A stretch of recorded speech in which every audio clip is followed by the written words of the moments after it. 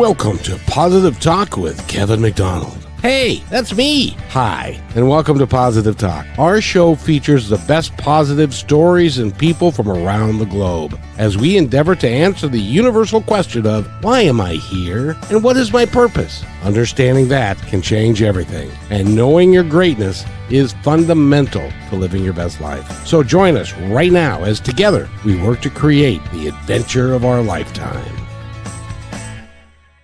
And welcome to the show, everybody. I kind of feel like I'm maybe in a wrestling ring or a boxing ring because I get to introduce our guest today, and welcome to the show, Justin ITee Walker, and the crowd goes wild. So. Justin, welcome to the show. How are you, young man? Thank you for having me. I'm doing great. I forgot this was live.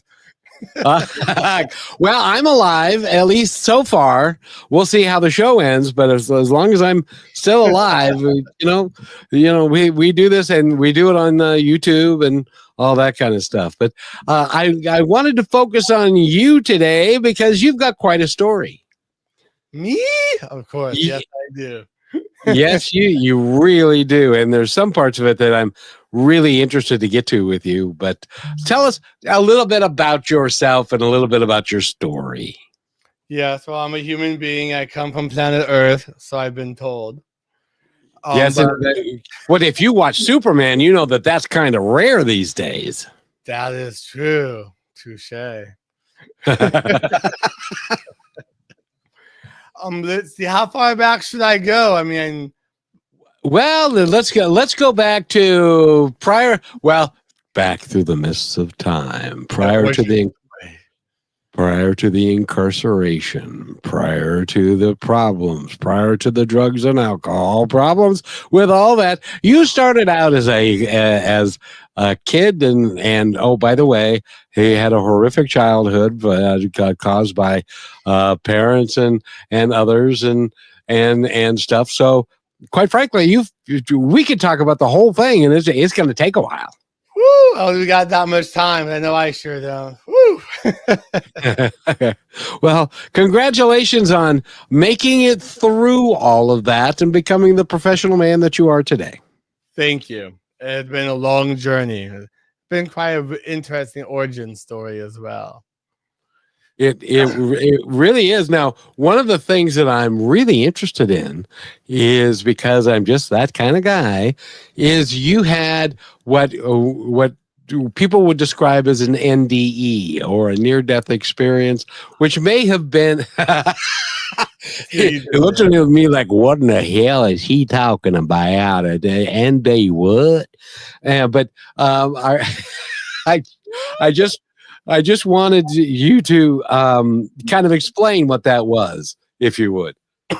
Yeah, so a little bit before that time, I was partying, drinking, having a good time outside of my neighborhood, And back in 2023, before 2023, I was sober for about 2 years. But I didn't change my mindset. I didn't change anything about myself. So in 2023 on New Year's Eve, I ended up going out drinking, doing cocaine. I ended up overdosing, had to call the police. I couldn't see my phone, had to run outside my door and knock on the neighbor's door to help me. But by that time, I couldn't.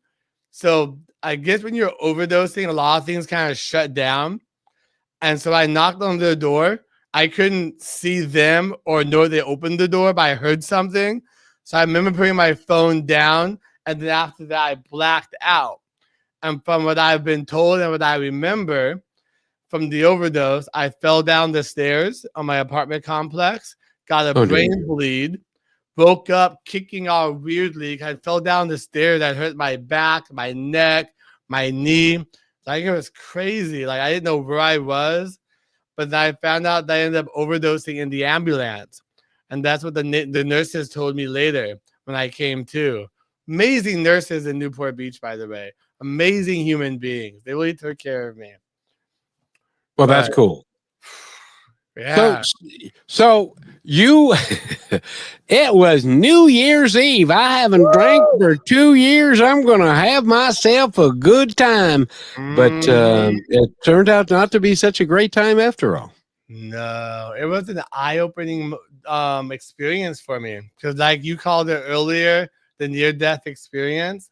Yep. So from the ambulance to the hospital, somewhere around there, when I overdosed and my heart stopped, I had a voice speak to me. Something came to me. It was almost like I was in some kind of in-between world. I couldn't really describe it, or I was just really fucking high, one or the other. But I'm gonna go with the latter of that one. And the voice was like, what does it say? The voice told me that your life is not over yet. You have a purpose here. You're here to help and serve other people. And at the time, I didn't really understand that. I didn't understand that until about a year ago. You fast forward, but I did so much work on myself, going through therapy, going through coaching, learning about self-leadership, and really actually changing my mindset, changing who I was, realigning my identity. I had to leave the old identity behind. That's what got me in trouble with the overdose in the first place. Well, and you had a whole series of things that happened even before that. Oh yeah. And that, we don't need to go into that in depth because I want to focus on what you're doing now, and that you are a different man and a different individual. But I will tell you this: I believe that near-death experience was given to you by your guides or by an angel or God or whatever, because they recognized your value to humanity and they wanted to keep you around and to kind of put you on a different path. And would that be, is that close to being true? I mean, you put it in those terms, absolutely, Kevin. Well, good. And because the whole idea of what you're doing now is really pretty cool. What are you doing now, by the way, Mr. Yeah. ITee Walker? So I'm not just an IT person. I'm not just someone who works in healthcare and does cybersecurity, but I'm actually helping other people, and in the process of learning about self-leadership, helping other people to help lead themselves, find their purpose, not only just through the work, but outside of that, outside themselves, remembering that we're human beings and we're trying to connect with other human beings. We've gotten so far away from being human beings because when I was doing drugs and alcohol, I didn't know what the hell it meant to be a human being. I had to find my humanity again through all the work I had to do. And in doing that, I realized that my purpose here is to have these conversations and to help people out of where they are, where they want to get to, where they need to be, for the sake of their sanity, and remove the fear from their life and just do better and be better as humans and connect with one another. And I do IT work. Well, you got to do something to pay the bills, but I like your approach of, rather than just doing IT and doing what everybody else does, is that you're trying to help people heal, number one, because you had to do a great deal of healing, and also to understand that they have the ability, if they choose, to do anything that they want to do. Yes. But most of the time, people say, "Oh no, you can't do that. Just go to work and do that stuff." But that's not what life is about. And you came very close to discovering what death was about. But that taught you a lot about life. Yes, it really does. You can choose to be lazy and do nothing, or you can choose violence. I choose violence. Ba-bump bump. And hold on just a second. I got to do that. I got to play this for you.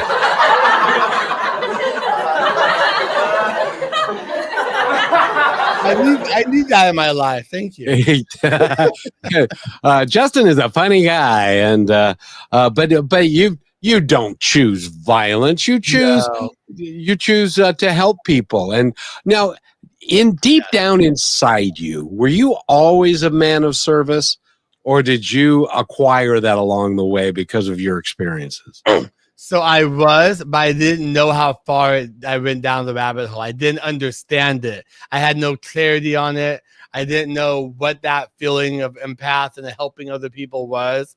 Like I tried to, but I kept fighting myself with fear and misguidance and understanding. So it was always there, but I wasn't able to tap into it. I had to literally die for me to really let go of so many things in my life that hold me back, to realize and understand that this what's inside me is very powerful, and I have to use that tool. And for most people, having to say I had to die in order to figure out how to live is a metaphor. For you, that's reality. Yeah, it's scary but it's the latter of that. I mean, because death is a very important part of life, but so is living, so is thriving, so is helping people understand where they can be and what they can do. Because we all have to die sometime, but while we're here, it's important to do what we can to help each other. It's real important because each other's all we've got, as I always say at the end of the show. But and by the way, we're talking to Justin Walker. If you want to go to his website and you want to start talking to him, it is ITee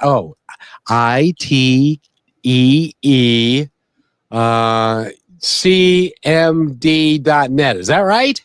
I'm gonna go there right now and make sure. Yeah, that's right. That sounds about right. Yes.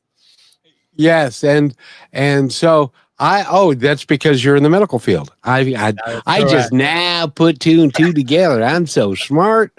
I'm telling. But you're in the medical IT field, but that's not really what your passion's all about. Tell us what your passion is. So being in healthcare and wellness, it really brought me into this world of fitness and well-being, and understanding that we go through life having jobs, having titles, but the most thing I'm passionate about is helping people realize, learn, and understand that they can change where they are and who they are, and they don't have to go do the 9 to 5, or they can go build a business. They can show up for their family. They can heal themselves through fitness and well-being. Like, it doesn't have to be and or. You have a choice. You have options. And so many of us forget that we make choices that have dire effects, such as death. So yes, everything's a choice. Death is a pretty bad reaction to bad choices, I must say. Yeah. But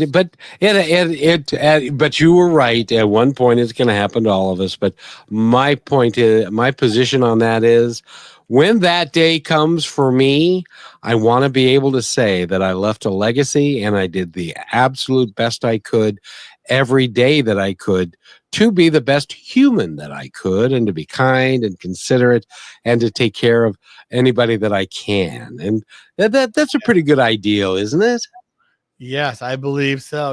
At the end of a lot of my podcasts, I always ask people, what does it mean to you to be a human being? And I ask that question because so many of us aren't really thinking about it, but it really brings that question. It's such a powerful question. And people kind of like, oh my goodness, every time. And it's something we should be asking ourselves every day. Indeed. Let's talk about your podcast a little bit. What's it called? Yeah. Multiverse Leadership and Technology Podcast.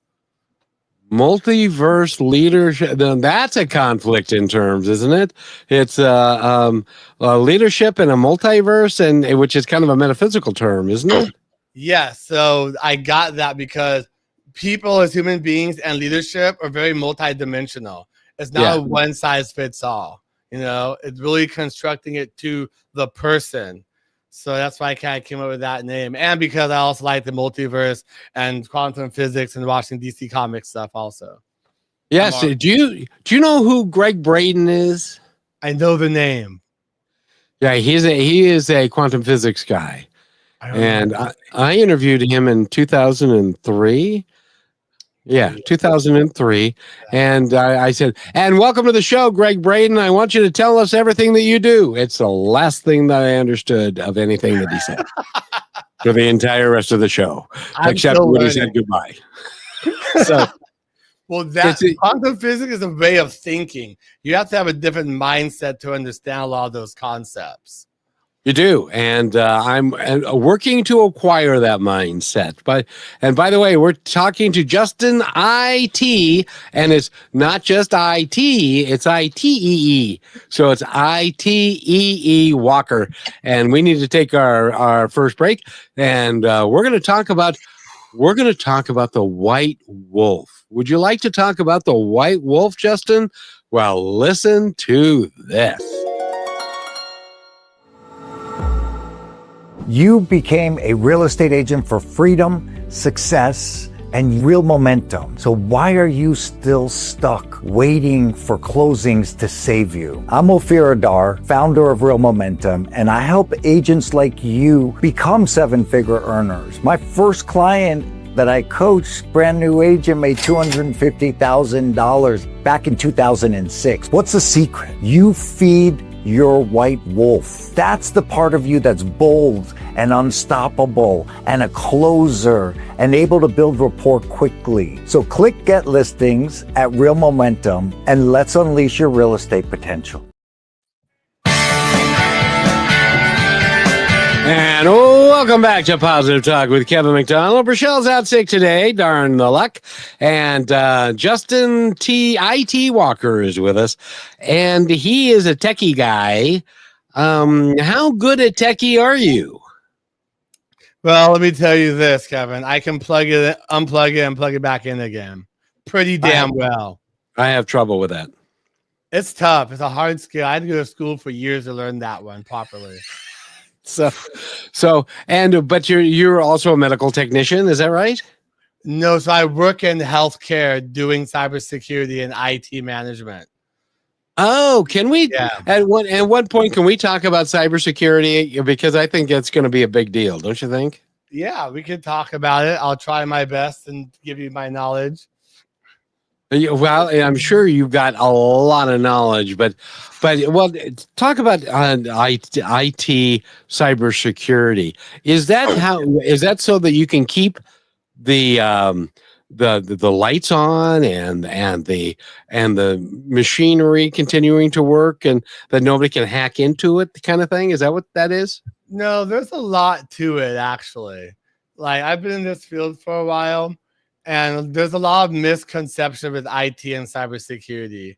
Like, IT is not enough. You need both. And what it is like it's a mindset, and it's a way of doing things, of processes and community and your company coming together. Okay, it takes the community to protect the business, not just the CEO, not just the IT. It takes everyone. And that's why I actually got into it, because it goes hand in hand with self-leadership, of like helping build people up, because you have to be able to communicate and talk with people in the company, from the janitor to the receptionist to the CEO. We're all part of that.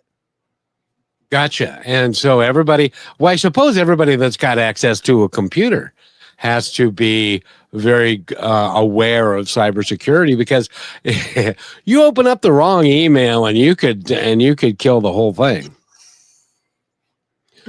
Yeah. You do have to be careful. You have to have good human-centric training. There's a lot of like bad training out there that punishes people, and punishing people doesn't do anything. You don't learn if you get punished. True. Well, yes, but if the hospital goes down because you opened up the wrong email, and or something, or am I overstating? Does that ever really happen? So yes, it can happen. So we don't have the right controls and the right training in place. It can be very likely. I don't work with hospitals. I work with clinics and providers, but they could both have the same type of issues that could happen, such as ransomware from phishing emails and stuff like that. It's still a high probability. I mean, you're putting lives in danger. And I imagine that in like the clinic facilities and stuff, there's a lot of turnover. So there's got to be a lot of training about what they do to maintain their security status. Would that be true? Well, there should be, but there's a lot of also HIPAA compliance and regulations that go with that that they're not training their employees properly or at all. You know, people just think they check a box or they have cyber insurance and like, okay, we're covered. But there's more that goes into that. And they're not getting the training they need. Oh, that's not good. That's not good. And is that a function of the federal government to make sure that that's kind of stuff is going on, or and training is happening, or is that an individual, or is that, maybe put it another way? You know, I know this guy, his name is Justin ITee Walker, and maybe Right. that's what he's responsible to do.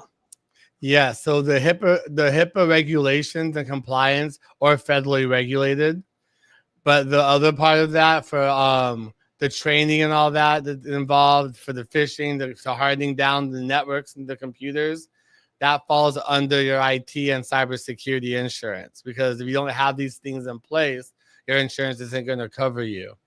And they're cracking down on service providers such as myself to do better, to not just be IT, but do all the cybersecurity controls and stuff that they need to protect their company. There's a lot they have to do. There's a lot involved. That's how you need someone to hire someone on to do it for you. You're trying to run your company, take care of your people, and be home with your kids. You don't need to be doing the cybersecurity and IT stuff as well. Leave that to the good guys or this guy. Well, and more importantly, I wouldn't want to have sleepless nights while I'm with my family and kids, because I'm scared that my business is going to get hacked at any moment because I haven't got the proper controls in place, and I might not even know what the proper controls are. That's not the schooling I went to. 100%. You shouldn't have to know that. But as a leader or CEO of your company, you should learn and understand to reach out to the proper people to help you, be part of your team, bring them to the table. And you are such a guy, I do believe. I know a guy. His name is, oh yeah, that's me. Yes, that's correct. and so you can go help them. And so you go into a business. Let me see if I can mentally formulate this. You go into a business and you say, hi, I'm Justin. I'm your IT and your cybersecurity guy. And then you sit down and have a conversation to find out what their current state of their IT and their cybersecurity is. And most of the time, they're going to say, well, we've got this for IT, and I have no idea what you're talking about for cybersecurity. Is that kind of how it goes? It can go that way. Right? You do want to start with a risk assessment and see where they are. You know, see where they're trying to get to, what their pain points are, because every business and clinic is different.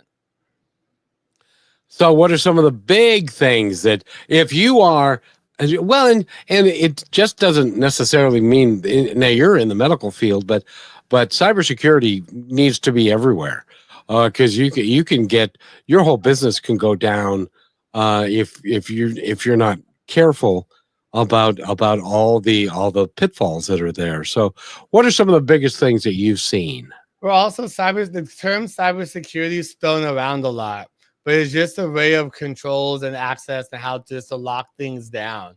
It kind of goes hand in hand with IT, but it's just having the proper policies, proper controls, proper training. And a lot of these things, people don't know or understand them, and that's okay. When I go in, I like to be transparent and really kind of go through and see what they know, where they're trying to get to, and what makes sense for them. Not try and sell them a bunch of fear and cyber products that they don't need. Good. Now, and I'm curious because I know absolutely nothing about what you do. So are you there to monitor then? If you get a customer, do you help them monitor their cybersecurity and all of that on kind of an active, ongoing basis? Yes. So we're a managed service provider, MSP. And what that entails is being proactive. So we have tools that we put onto the computer, and we proactively monitor everything, the vulnerability scans, we're monitoring their email, we're monitoring their website, depending on what they need. We're proactively doing that compared to an IT company that may just be reactive or break fix. There's a big difference. When you say break fix, what is that? When something breaks, they come in and fix it? So when something breaks, they call me like, hey, this is broke. Can you come out here? And I go out there and I'm looking at like a 15-year-old computer with Windows XP or Windows 3.1. And I wonder why it's not working. Are people still doing that? I'm going to plead the fifth for legal issues and ramifications. Well, because for years and years and years, and you'll know this, but for years, and some of our younger folks won't. For years and years and years, the medical field was not automated at all, and it was all a matter of files. Your health history is in your file, and if you want to take that file and give it to another healthcare provider, you had to physically take the file or have it mailed to them so they could do it, and that went on for a long time. Now it's more automated, but you're still telling me that there are companies. Oh, okay. That kind of does settle that question a little bit because I get it. It's expensive and they've got a lot of things to worry about, but that's, it is what it is. And if you want to priority. Yeah. And so I imagine you've seen some really interesting and oh, by the way, a lot of doctors are pretty kind of older, and they didn't grow up with computers or IT or cybersecurity, and they don't know any of the things. And a lot of them, they're busy practicing medicine. They don't really want to know that stuff, right? No, they don't have time, and to an extent, they shouldn't have to, but also being the sole owner of their business or the leader of their business, they need to take an active role in understanding it to a level of getting someone on their team to help them. Like a good example is like when you're seeing a doctor, you want to make sure they're protecting your information. And something you can look for when you go to one of these doctors is that they're using a Gmail or Yahoo email address still. Because that is totally out of compliance. They should not be doing that. That's a little red flag there. A little nugget I'll give to you guys. So if somebody if their email that they send you, as an example, before you go there to confirm your appointment and stuff, if it's a Gmail, that's a red flag. Gmail or Yahoo or anything that's not really their company name. Because regulatory practices, you need to have it within a system where you can track it and put multi-factor authentication and stuff like that on it. So yes, it is. Oh, very good. Because I see them all the time still. I go to I'm not going to say where I go, but what I went to recently. I'll say his name right now. No, I'm just kidding. No. Well, if we can just educate people that it doesn't work anymore, and there are regulations that have been put in place for your security and for the security of other businesses as well. And you really need to, if you're going to be in business, you need to follow those things, don't you think? Well, yeah, a lot of people don't really know how to run a business, unfortunately. You have a lot of in healthcare, you have doctors, they're smart, they're brilliant people, but they don't communicate well.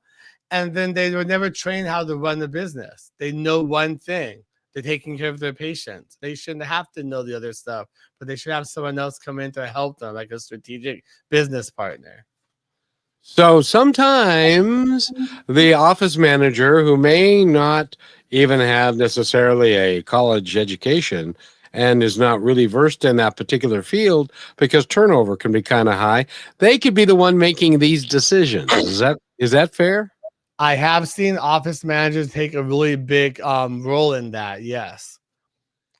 And because the doctor doesn't know, and he'll just say, you handle it. I don't have time for this.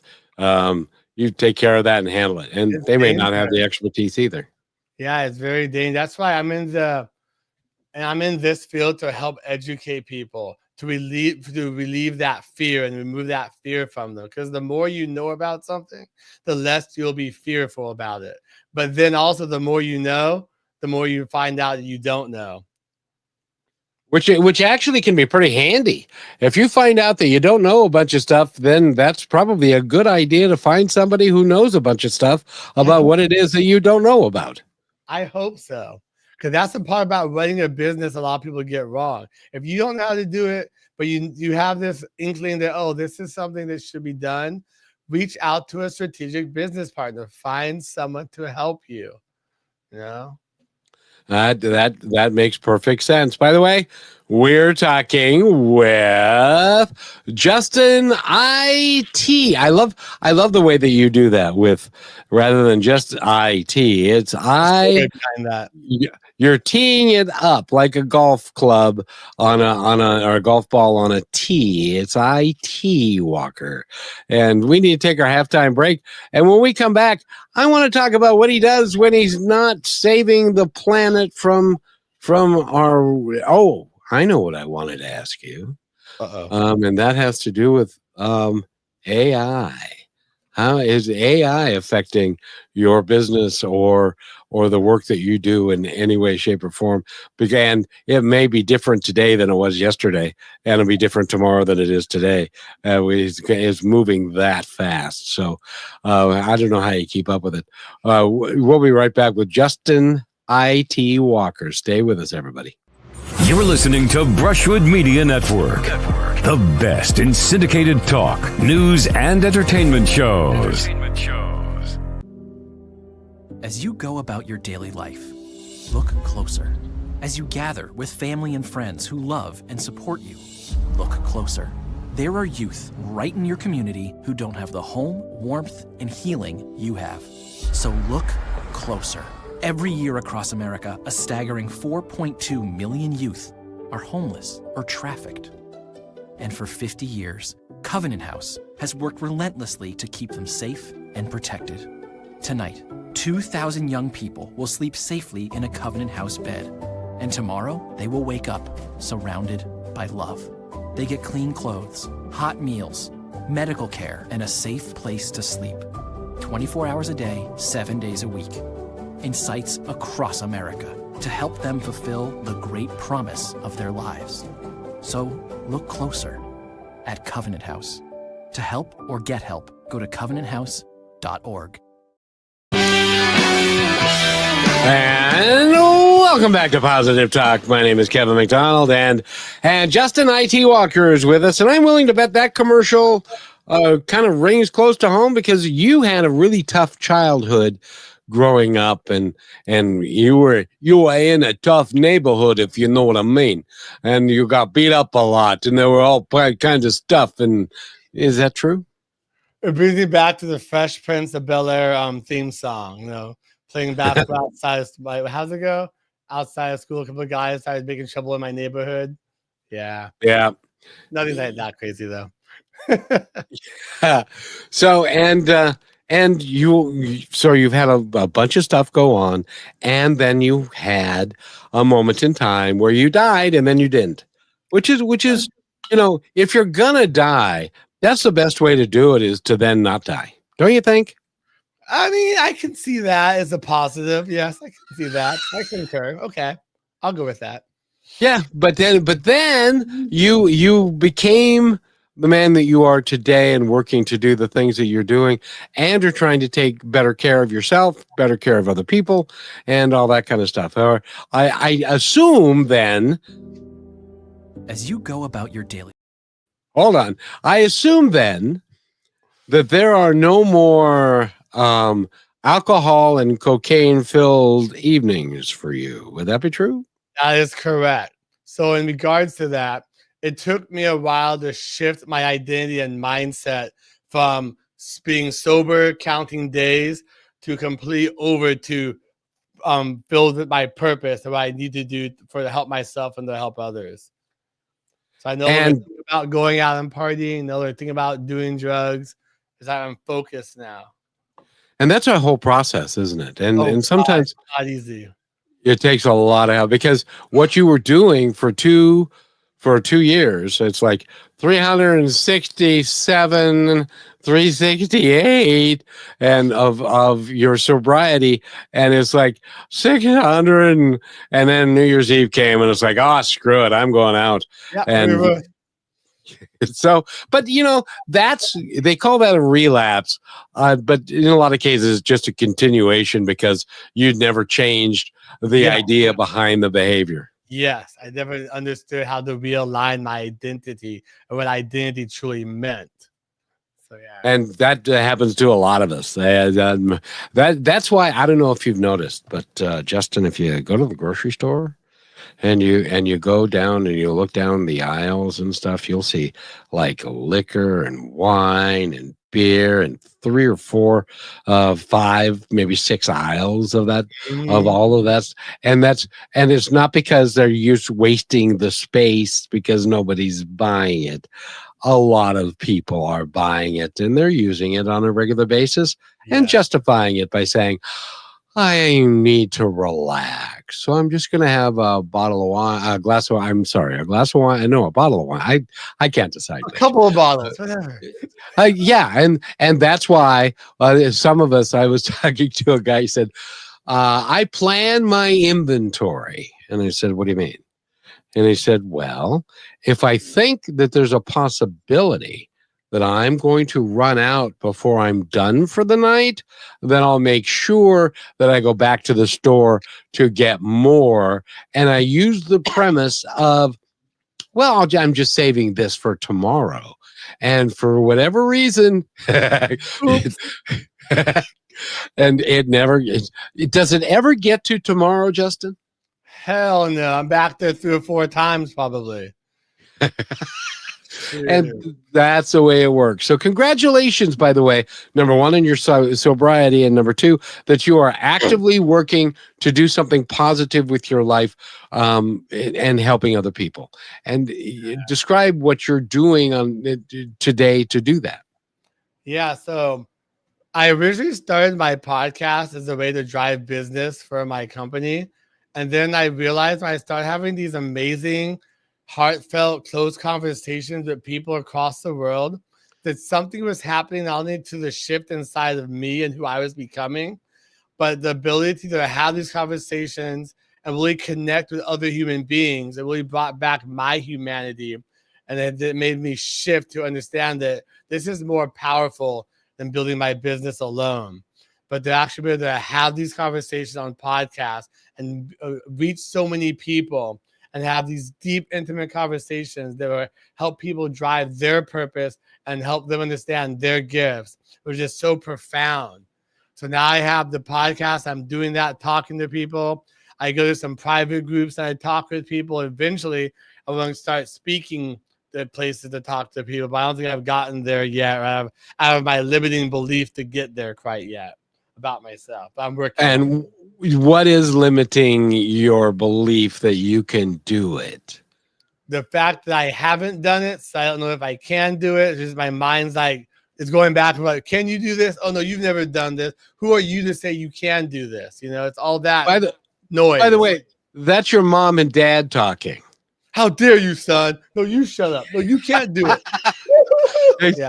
Exactly, because I grew up with that, which was, no, stay in your lane. I want you to, you're going to go to school. And then when you get out of school, you're going to get a job and you're going to be there for 30 years. And then you're going to retire. And then if you're still healthy enough to play golf, then you can do that. And that was the mindset of people that wanted to do that. And that doesn't work. And so when they said that to me, that was them talking to me and I was repeating it to myself. It's insidious how we do that.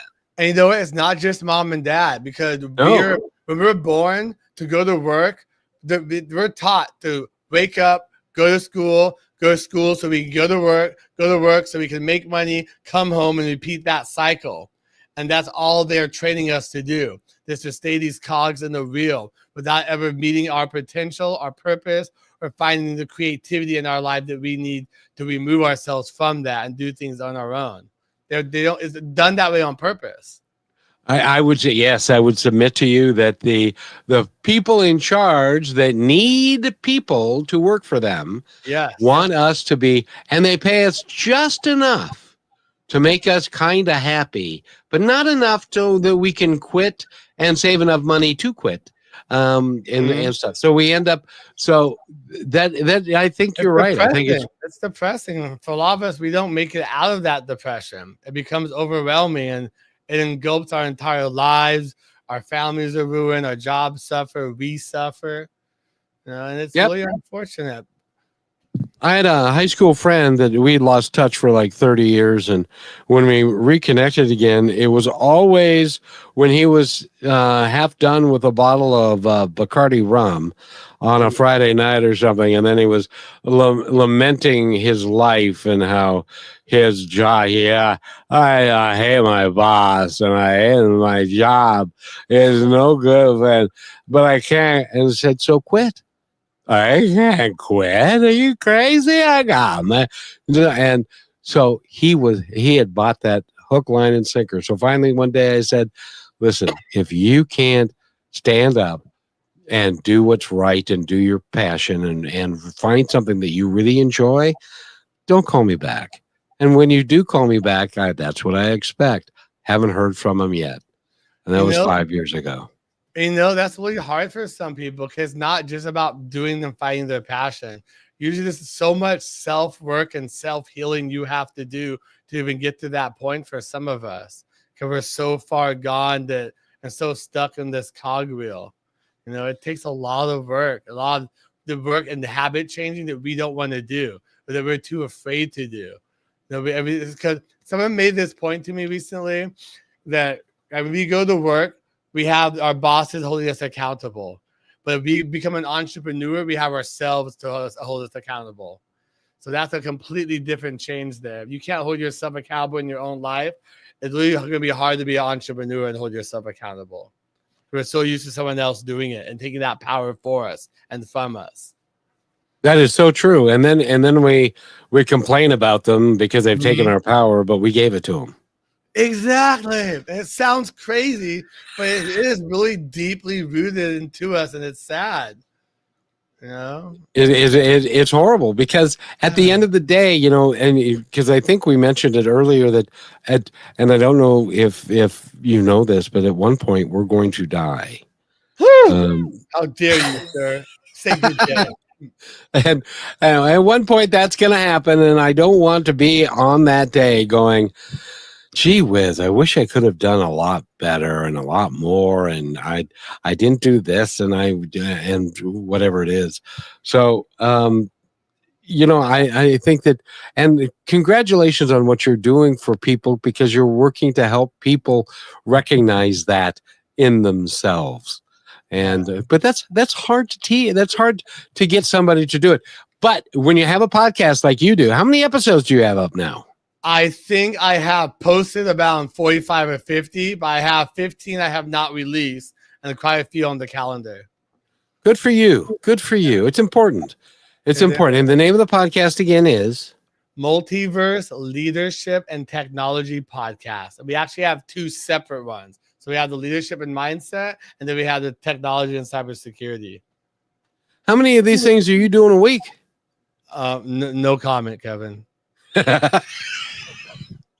Well, I gotta go. You see, I'm not a good example, so I'm just bat crazy, and but it is important, because you're right. This medium of being able to think about the technology that's involved with you and me having this discussion. We're in different states. We're in the same time zone, fortunately, but we're in a long way away. Yeah, we can have this conversation, and people from all over the world. One of my best listeners is a gentleman who lives in a slum in Kenya, and he emails us all the time, and so it's remarkable the reach that you can have with a podcast like you've got. And the name of it again is Multiverse Leadership and Technology Podcast. Write that down, ladies and gentlemen, and it is, as they say, where you can get your podcast from, anywhere that you get your podcast from. We're multi-universal. That's That's very deep and very bright, very bright. And what do you anticipate doing with it? What do you want to do? Do you just love it? Like I do this, I'm going to do this, and then one of these days they're going to say, "How come he's not on the radio anymore?" And it's because he died.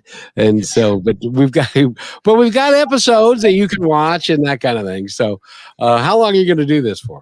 Dave Ramsey's going through that whole thing with his successions right now. Oh, is he? Yes, he's talking about that same thing. But yes, I'm looking to do this as long as I can because, like we were talking about earlier, it gives me energy when I have the podcast. But after each one, I do have to recharge because I am an empath, a very introvert and extrovert. So I do need recharge time, unfortunately, for myself. But I'm going to do it as long as I can. I love talking to people. I love having conversations. Well, and you're very good at it. And by the way, being an empath, you need to protect yourself. You know that, right? Oh, yes. I used to do that actually with violence when I was younger. I didn't understand what it was or what it meant. I didn't get it.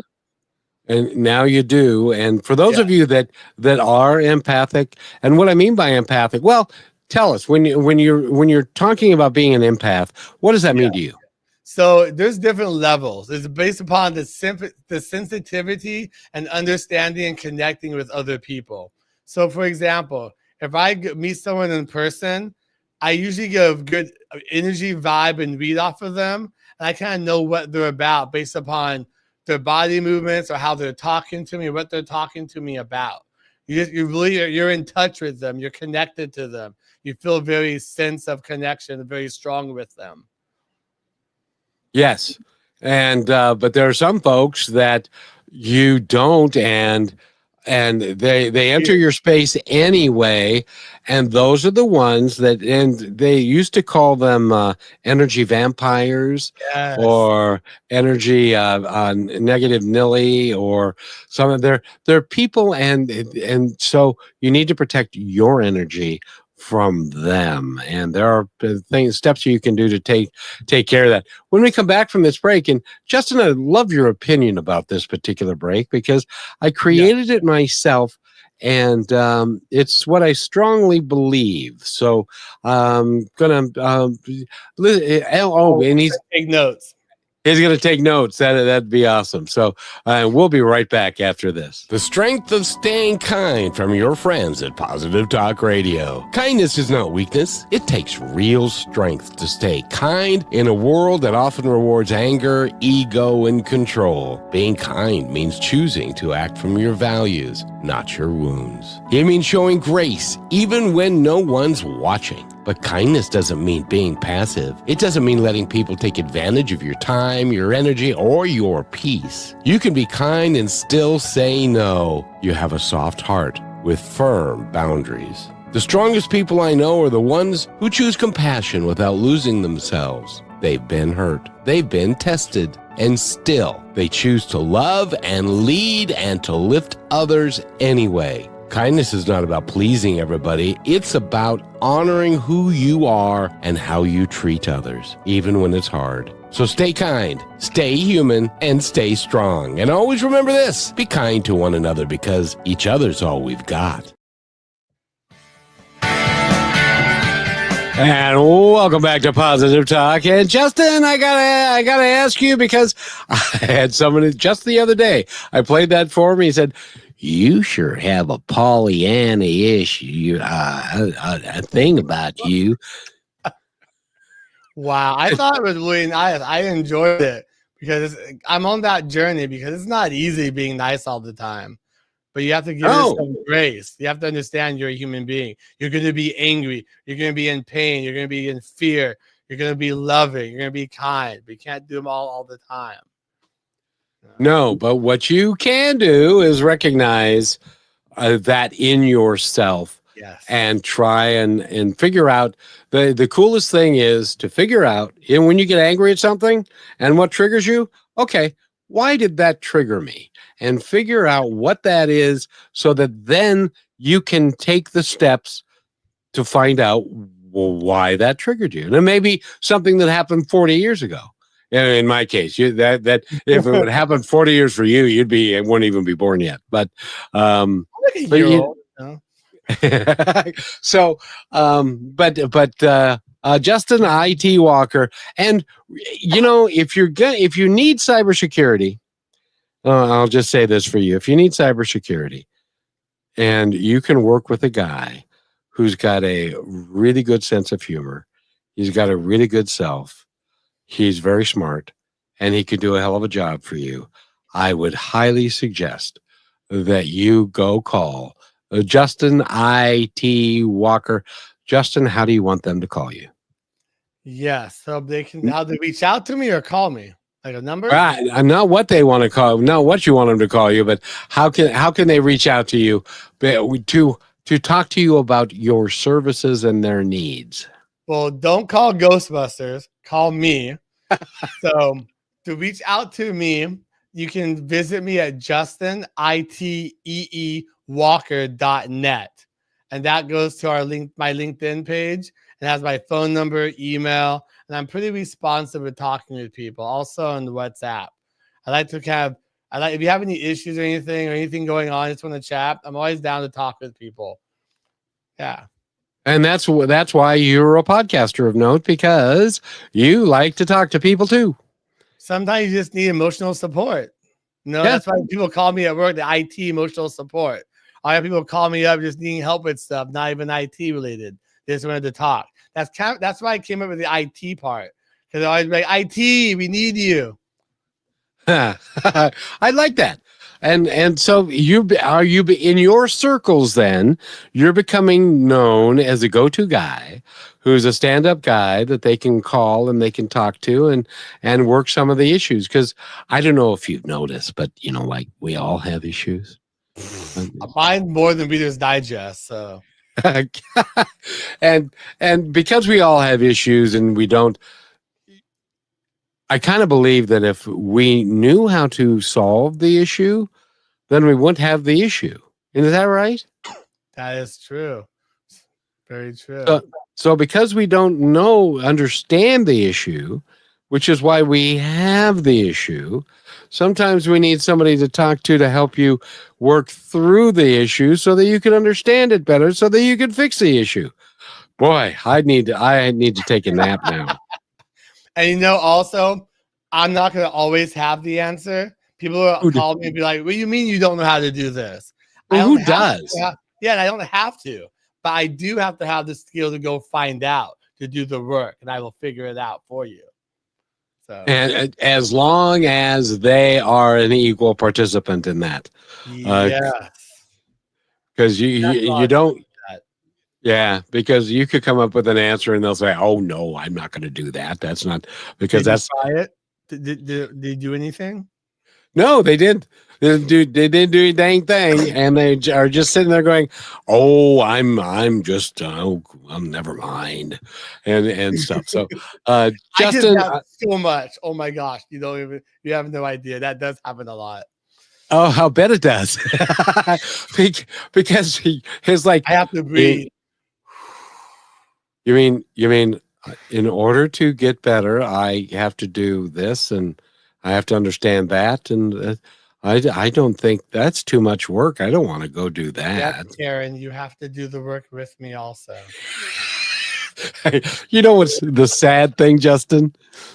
Yes. Before Karen became a thing, by the way, for those of you who don't know, Karen is now considered to be a not so nice person. My sister's name is Karen. She's had it for 70 years, and so now she gets called. Oh, your name is Karen? You don't seem like a Karen. So, then Karen and Carl. Is it Carl? Carl, did you just click on that email again? Carl. Yep. Oh, gosh. And we're going to run out of time here, sir. But your podcast, again, is called Multiverse Leadership Podcast.net. And if you go there, you'll find Justin, and he interviews all kinds of people, and you really do a nice job with it. I was listening to the one about I forget who it is, but he's done more podcasts than I have. He's got 2,000. Oh yes, Alan. I'm actually Alan from Next Level University. I'm actually part of the coaching program. Yeah. Yeah, and I've only got 1,600, so I'm woefully inadequate. And we would love to have people on if you're interested to come and share your story. We would love to have you. Well, I would love to tell you. My story is interesting to nobody but me, but it's worth me telling because I love to hear it. So it is kind of an interesting deal. But Justin has been our guest, and by the way, before we go, I want you to tell our audience anything that you would like them to know. Yes. I will leave you with this. Be patient and kind to yourself and give yourself grace. You're going to have bad days. That's fine. As long as you don't have bad consecutive days in a row, you're not doing something to help yourself grow. That's all I got. That's perfect. That's perfect. There was a coach, and this is one of those days. I don't know if you do back to back to back like I do, but this is one of those. Yes, and this is one of those days, Justin, that the common theme is persistence, taking care of each other, and working to create an environment where every day can be great. And so I said this in the first show. There was a guy by the name of Frosty Westerling. Look him up. He was a coach at PLU.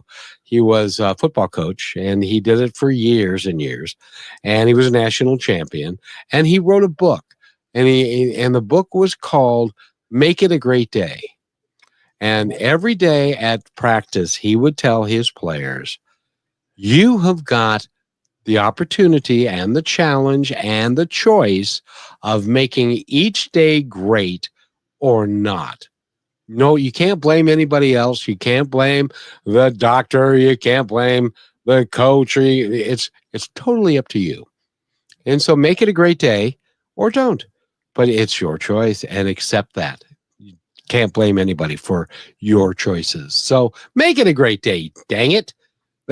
Isn't it? Hell yeah, brother. Yeah. And he was a really, and I interviewed him a couple of times, and he lived like he talked, and he worked to make that a staple of his life. Make it a great day every day. And if everybody does that, this world would be in a much different place than it is today. Do you agree? Oh, I agree 100%. And so that's what collectively, Justin, that I think should be our mission, is to work to make more people say, let's make it a great day, and let's be kind to one another, and let's stop arguing and wanting to hurt each other. And somebody's going to say, "Oh, that's just Pollyanna." I have to remind myself all the time too. I do this work to help remind myself, not just to help others, but I have to help myself because I forget a lot too. I was so I do choose violence. And I was so proud of myself the other day. I was sitting at a stoplight, minding my own business. There were two cars in front of me, and the light was red. And I see this car coming up behind me, and it's like, I think you really ought to slow down now. And they didn't, and they rear-ended me. Ooh. And so I put my emergency flashers on and my emergency brake, and was about to get out of the car when he backed up and went around me and went around the corner and hit and ran. Bye, Felicia. Yeah, it's like, okay, what am I going to do about that? I didn't get the license number of the truck that hit me or anything like that. So it's like, I've been telling people that I really want them to just let it be. So I just let it be. And I didn't get excited about it. I didn't worry about it. There's nothing I could do about it anyway. And so I drove home, and that was the end of it. And fortunately, it didn't hit me hard enough. So I just learned that concept by reading Mel Robbins' book. yes. Yeah. Yeah. It's very good stuff. Very good really stuff. Good, powerful. I was like, wow. Like, And you can, and it's a big deal. It's a big deal. Justin ITee Walker is in this corner, and thank you for being here, Justin. It was great fun, and good luck in all that you do. And the podcast name again, one more time, is Multiverse Leadership Podcast.net. Go to it, and even an old guy like me may appear on it one of these days. So we'll see. Justin, you have yourself an awesome day, and everybody else, have a great day too. And by the way, make it a great day. Thanks for listening to this episode of Positive Talk with Kevin McDonald. Our purpose is to provide everyone with a positive, entertaining, and educational experience. I would love your feedback and comments about the show, including possible topics and great guest suggestions. Please email me at kevin@kmmedia.pro. And remember, be kind to one another because each other's all we've got.